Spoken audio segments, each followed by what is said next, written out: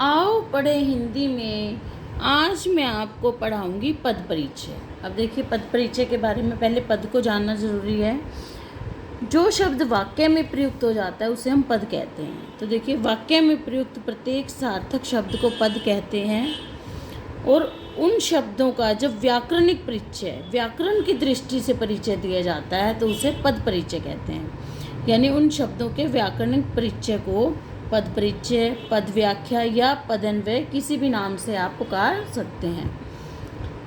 व्याकरणिक परिचय से तात्पर्य है वाक्य में उस पद की स्थिति बताना, कि वह संज्ञा है, सर्वनाम है, विशेषण है, क्रिया है या क्रिया विशेषण है, और उसका भेद। फिर उसका लिंग बताना, वचन, कारक और अन्य पदों के साथ उसका संबंध बताना। इसी को हम उस पद का व्याकरणिक परिचय कहते हैं या पद परिचय कहा जाता है। अब व्याकरण में क्या है, वाक्य में 5 पदों का परिचय दिया जाता है, 5 पदों का व्याकरणिक परिचय दिया जाता है।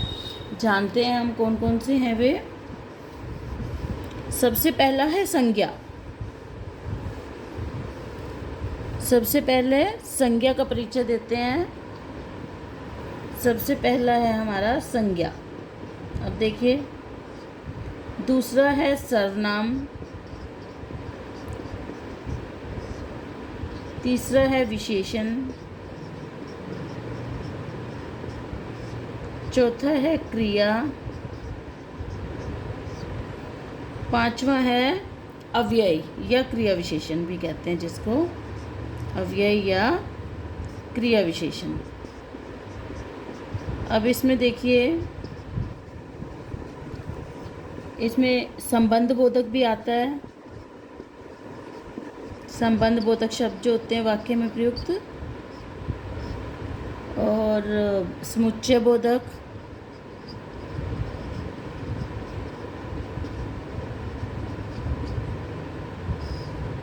समुच्चय बोधक शब्द और विस्मयादि बोधक।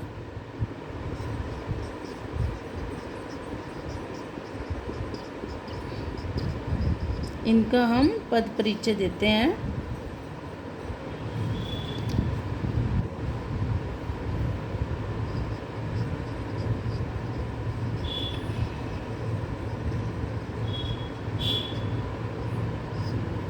समुच्चय बोधक। अब देखिए संज्ञा। सबसे पहले हम जब संज्ञा का परिचय देते हैं तो उसमें संज्ञा का भेद बताते हैं। संज्ञा का भेद बताते हैं, उसका लिंग, वचन, पुरुष कि मध्यम पुरुष है, उत्तम पुरुष है या अन्य पुरुष है। पुस्तकों का बोध करा रहा है, किसी खास पुस्तक का नाम नहीं दिया है क्योंकि, तो इसलिए जातिवाचक संज्ञा है। ये है हमारा जातिवाचक संज्ञा। अब इसका लिंग बताएंगे। ये स्त्रीलिंग है, एक वचन में प्रयोग हुआ है,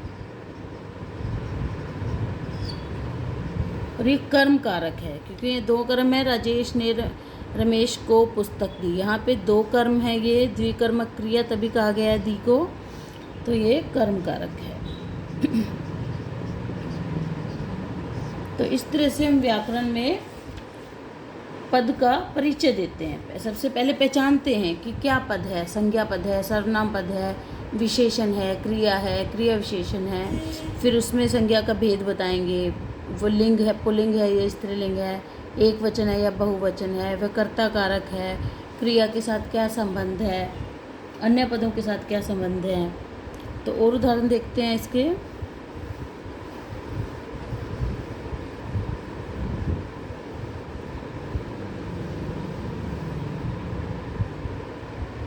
देखिए, मैं बाजार जा रहा हूँ। मैं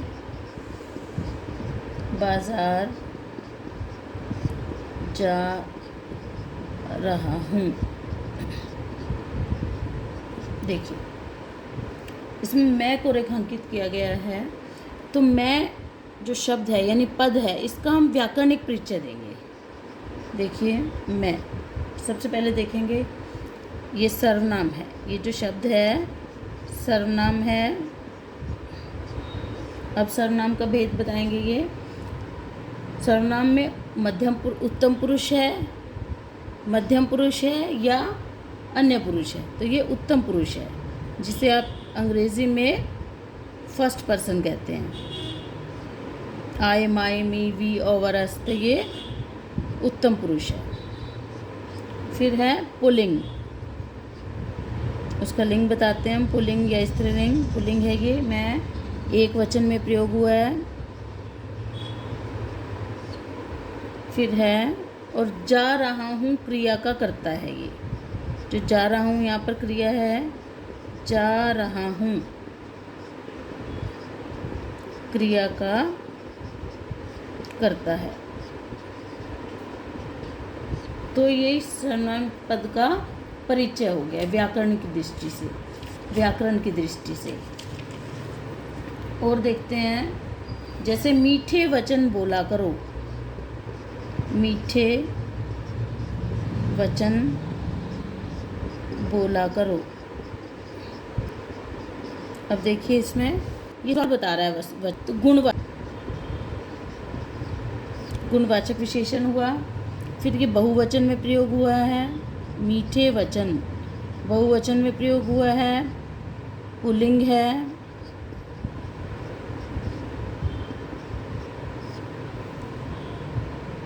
और जो वचन विशेष्य की विशेषता बता रहा है, वचन यहाँ संज्ञा है यानी विशेष्य है, तो वचन विशेष्य की विशेषता बता रहा है,